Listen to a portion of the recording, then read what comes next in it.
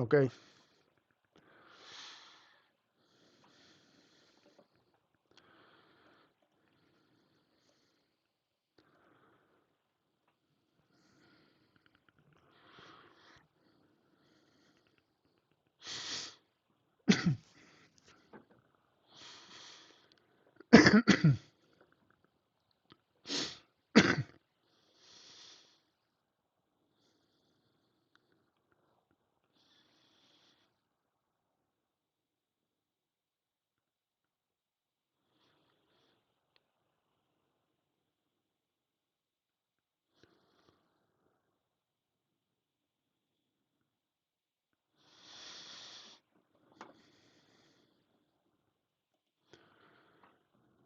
Okay, so you guys are slowly coming to this streaming.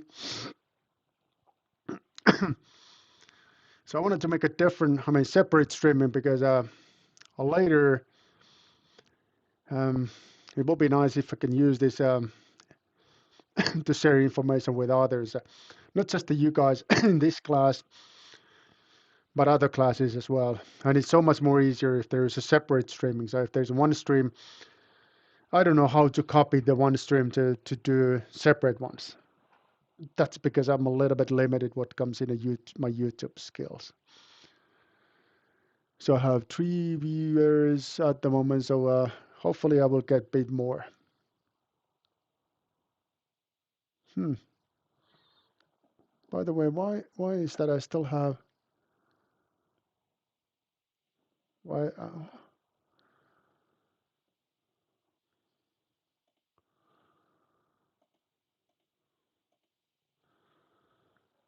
no I okay.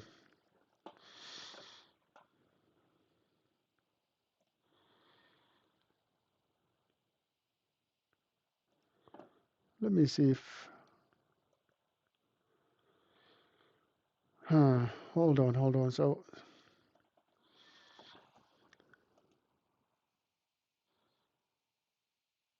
this one.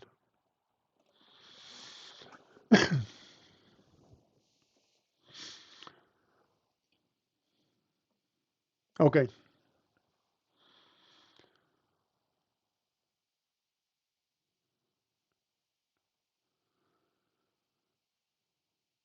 Yeah, yeah, now I think it is the right kind of slide. I just need to take myself to this set of slides and then I will start explaining. Okay, let me see how many viewers I have. 10. Okay, so it's pretty much all of you guys that were in a lecture just a minute ago. So a few observations regarding the career counseling.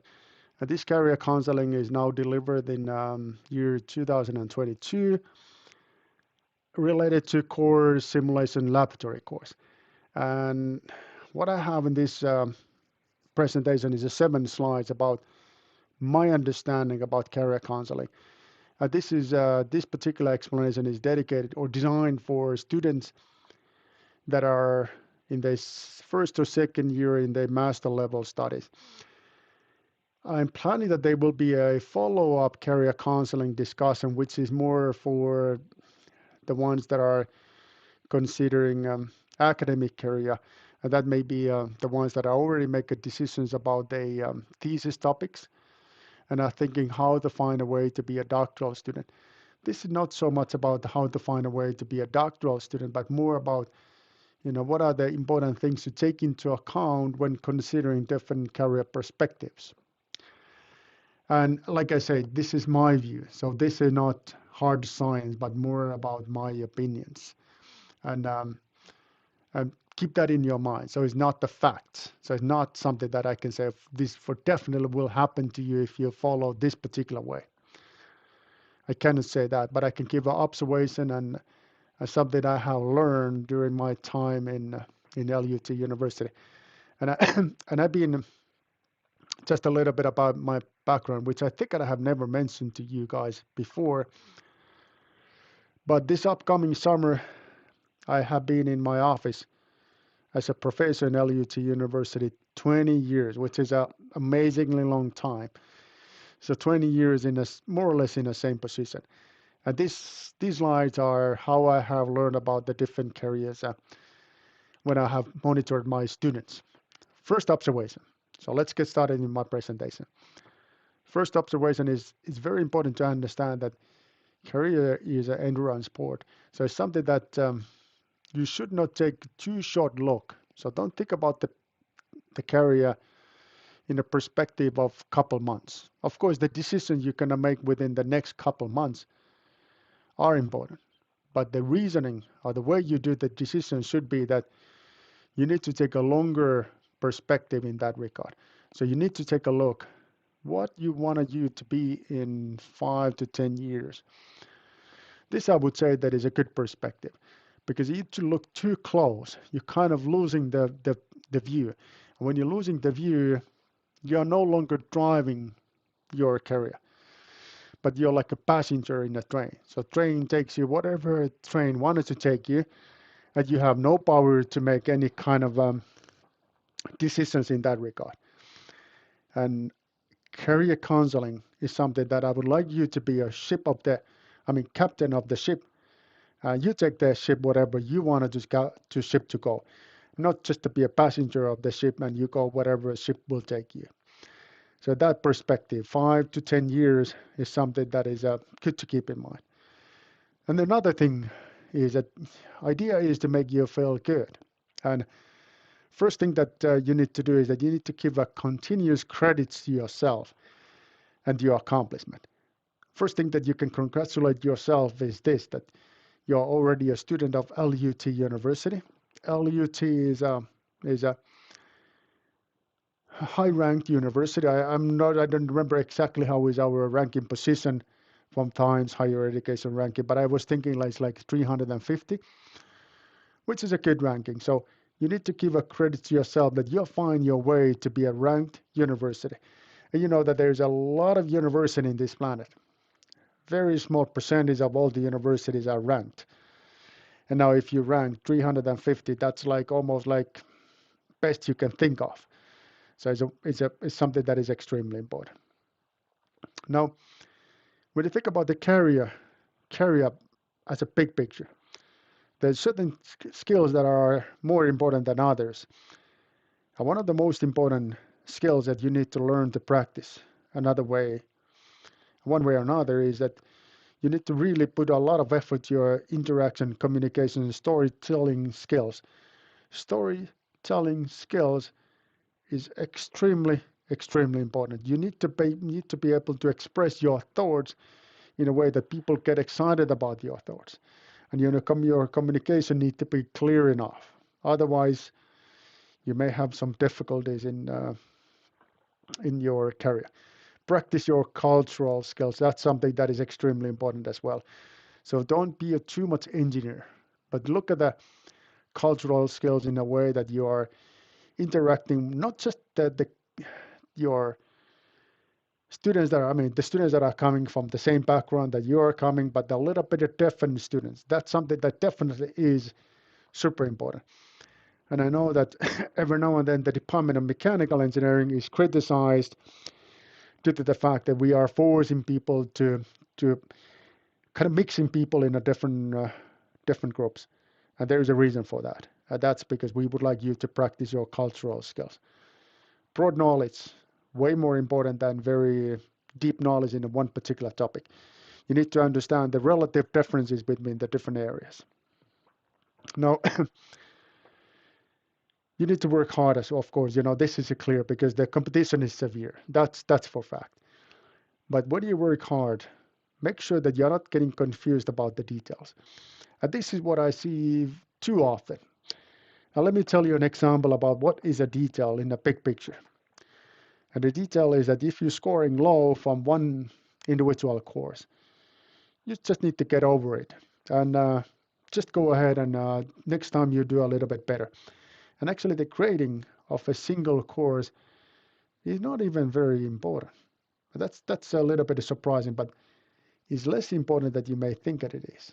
And every now and then I see the cases like This course that I delivering every fall, this simulation of a mechatronic machine, a student is scoring 4 out of 5 and is very upset because of that.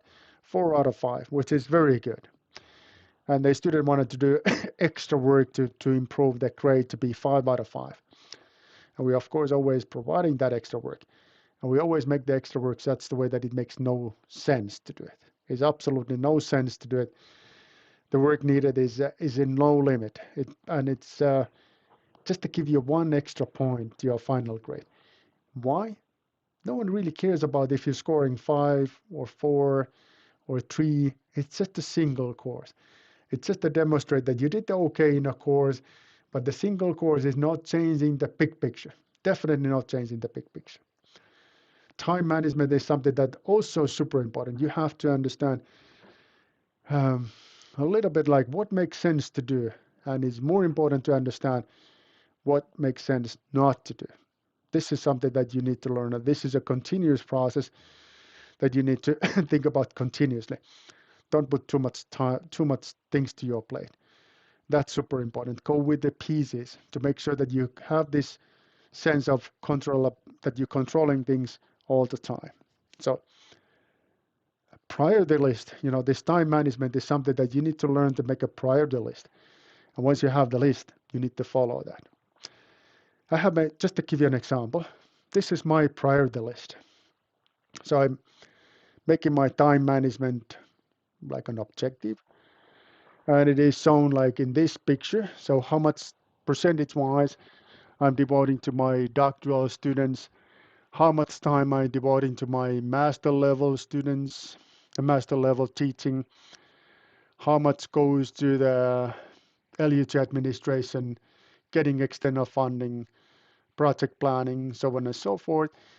And then later, typically after each week, I'm monitoring. How was my week? Were I able to follow this time management? And weekly basis, it ranges a little bit, but I monitoring this because I'm monitoring because I want to stay roughly in this time management plan. I recommend you to do the same. Okay.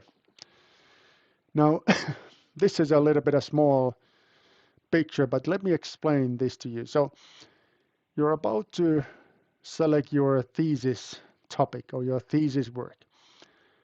And now here where it comes to be super important to look 5 to 10 years ahead.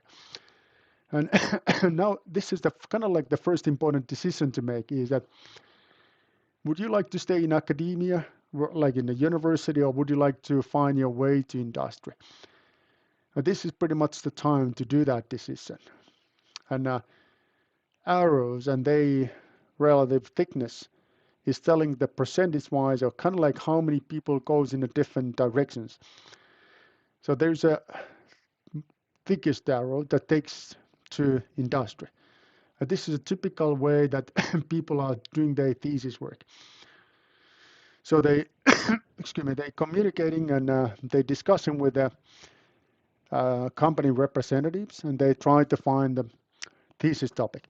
How this will go, I will have some extra slides in that regard momentarily. And once they find the position in the industry, it really is a great opportunity because often the industrial companies are using their thesis work like a testing period. So they're testing whether or not this individual would be a good asset to this particular company. So if you find your way that you are industry after 5 to 10 years, make a serious effort to find your thesis work in industry. One thing that helps is that you can make an investment to your future. An investment would be that you do your thesis work without financial support. I'm sure you guys know already that not most, but some of the thesis workers are getting financial support. They're getting monthly salary or they get the scholarship. Scholarship usually goes via LUT Support Foundation. So you can Google LUT Support Foundation, and it tells a little bit about the rules, how it goes. So that's the one way to get the financial support. Other way to get the financial support is that you simply kind of having monthly salary from a company, and then you heavily engage the company already. Sometimes, if your big dream is to find a position in the industry, you can make the deal in such the way that you say that I'm actually willing to work my thesis time without financial support. I feel that that would make sense. And it would make sense because you're still going to be the winner. Yes, you're going to lose financially a little bit in a shorter perspective, in the next 6 months or even less than that. But in a longer perspective, 5 to 10 years, definitely you're the winner. Definitely you're the winner. And also remember that this is a part of your study. So you're the one that is learning. You're the one that is learning. And sometimes your learning is so important that the companies are willing to give you a little bit of financial help. Then arrow that is not as thick that the one that goes to industry is academia. And my recommendation is that you should do your thesis work to university only, and only if you're seriously considering the career in academia. Career in academia needs that the next stop have to be a doctor degree. So it makes no sense to come to work in the university as some kind of like assisting person or assistant. That's a like dead end in my mind. In a longer perspective, again, 5 to 10 years ahead. But if you're looking for a doctor degree, then heavily recommended that you do your thesis work to university, because most of the doctoral students are selected among the thesis workers. And again, same concept that like in industry. So industry is testing, like, is this a good person? Is this a good asset to my company? We do the same in the university. So we're testing. How is this person? Is he able to carry out the work in a timely manner? Is this a person responsible, and so on and so forth? So it's a testing period. And if the test goes okay, next step could be that, okay, you can get some financial support to do your doctoral studies. But not all can find this. Some students are moving from academia to back to industry once they have finalized their thesis work. There is like hypothetical possibility as well that you can do your thesis work in industry and then come back to university. But look at the arrow. So it's kind of thin arrow here. And in my career, there's only one case like this. So there was a student that eventually made his doctor degree. He made his thesis work in the industry, and then he came back to university and he completed his doctoral studies. And then, of course, he went back to the industry. So it's possible, not common at all. Common streams is that you make your decision, you go this way, or you go this way. So that's how it goes. So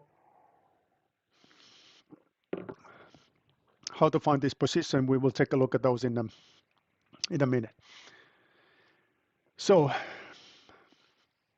what during and after your thesis, super important to define your strength. You need to find that the kind of like areas that you're strong. You need to further emphasize those strengths. That's extremely important. Each of us, we have strengths and weaknesses. Don't get these weaknesses to bother you too much. This is extremely important. I can give you an example. The weaknesses that I put it in a writing by using very small font here. I can use myself as an example here. So I have a serious weakness that is related to my dyslexia. So I'm suffering from dyslexia, which was a big problem, particularly in a high school and school before the high school. And of course, it's affects you. There's no way to get rid of that. And it's still with me. So there's no way that I can get rid of that. But, I try to find a way that I can minimize that weakness as much as I can. So it's something that I understand that there's no way to get rid of that. Definitely there's no bills that can fix my brains. It's not going to happen. But I wanted to find the positions and things that are such that this weakness is no longer bothering me too much. It's always with me, but I'm putting it in a writing in a small font. That's the way that I'm looking at this problem. And then emphasizing my strengths, which I don't know what those are. I don't really, that's not so clear than my weakness. And that's a good example. Like usually it's so clear, like where is your weak point? Like my weak point is so clear to me. And when somebody's asking like, where is your strengths? No, it's so hard to define those strengths. But my advice to you is don't focus on the weaknesses, but try to put an effort to find your strengths. Yeah, like it is say here, don't allow your weaknesses to stop you. Um, yeah, that's something that is very important. So don't, like obvious solution would be that no academia if you have a dyslexia. That's a usual scenario. But I did not stop that. So I mean, I did not allow that to stop to me. So I think that I work as an example in that perspective. And try not to be perfect. Super important. Definitely don't want to be perfect because, you know, we each of us we're humans, and we can make mistakes, and we can, every now and then, things are, you make mistakes, and you really need the courage and high self-confidence to be able to explain that to you. It's a human nature that you always wanted to explain things in the best way to yourself, but try to be honest to you. And there are cases that you have to be perfect, like when you're finalizing your thesis work, you need to make perfect work and so on and so forth, but don't try to be perfect all the time. Make a realistic plan, schedule your calls. Scheduling is important, and put 20% overheads. Get mentors, peers, get people, career counselors to test your plans and see your strengths. Heavily recommended. I don't know who could be your mentors, who could be your career counselors, but you're in the university and you know a lot of students, I mean, teachers already in the university. So here's your career counselors and here's your mentors already. So use these people. Get peers, that's your fellow students. Get people, don't know where to find that, but as a note. All right. So these places that helps you to find the positions. You know, here's a two website, and the first one is something that is extremely important to you to take a look. So it's a union handbook. In Finland, Nordic countries in general, unions are somewhat strong, and there's also a union for engineers, and the union is called tech. And this tech is also involved to students and helping students to find their position in industry and other places as well, but mainly industry, because most of the engineers are working in industry, not in academia. So why don't you log yourself to this website and take a look the material they can offer to you.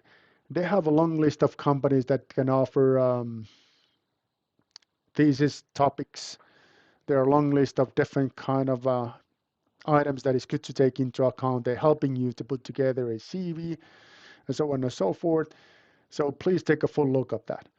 Now, if you want to stay in academia, the next obvious step for you is to log yourself to this website.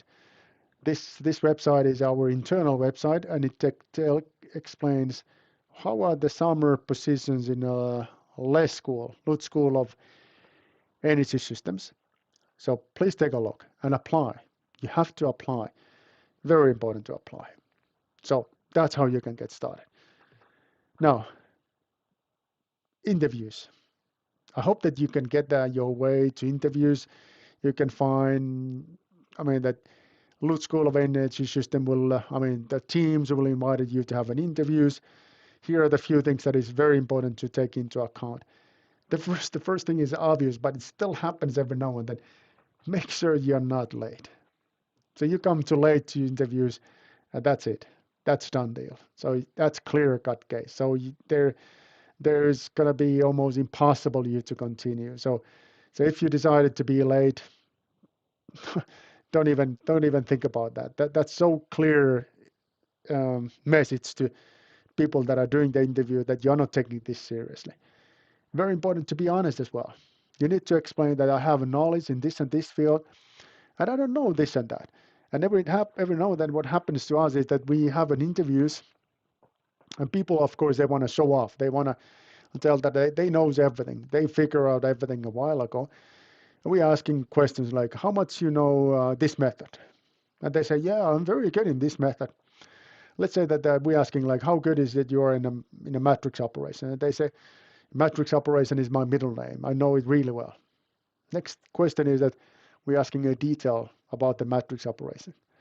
And in so many cases that the person have no idea, no idea. There's no way to answer that question.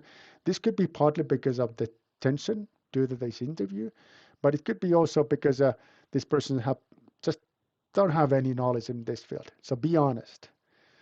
Demonstrate that you're interested, that you really wanted to get this position. Don't mention that I'm here because I did not find any other place. That's almost equally bad than being late. This is my plan B. I'm here because I did not figure out any other things to do. It's okay to keep some of the information as your private information. You don't need to tell everything. You can keep something in your private information. If this is your plan B, for sure, do not mention that because you say that this is, I'm going to take this position if I'm not going to find anything else. That's it. This is definitely not your position. But if you say that, okay, I'm super interested, I really wanted to have this position, and really want to make things to happen, well, this is where really good. You can have a hidden agenda. That's okay. But you understand that you have to have a little bit of eyes to see how to behave. Another thing that is also very common is that people don't listen to the question asked, and they don't stay focused. They're answering something else than the question asked, and that tells that this person may have a little bit of focusing problems, and this is just maybe 15 minutes, half an hour makes sense to focus that much. Stay in a topic. All right, so that's my short news flash about the career counseling. I say that you guys have to go someplace else because the number of viewers is getting lower and lower. And if, oh, there is a comment. I'm sorry about this. Well, let me take a look.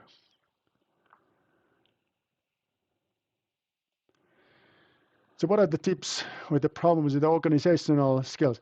Okay, yeah, this is something that is a very good question. And of course, this is a skill that is never going to be ready. So it's not like one day you have all the organization skills, whereas another day you have no idea about that. You need to get, this is a good example about skills like writing skills or storytelling skills. You can always improve in that. But important thing is that you need to get started one day. And my plan is that you do this pre-scheduling, you do a pre-planning, and you monitoring your planning. Were you able to do it, or were you not able to follow that? And yet then you need to honestly explain to yourself what was the reason that I was unable to do it. And you correcting things one thing at a time, and not trying to make a radical changes in your life. Minor changes, minor ones. Okay, so if you want to, so then there's another question. So what if you do not want to plan to stay and work in Finland? Would it be still better to do the thesis industry?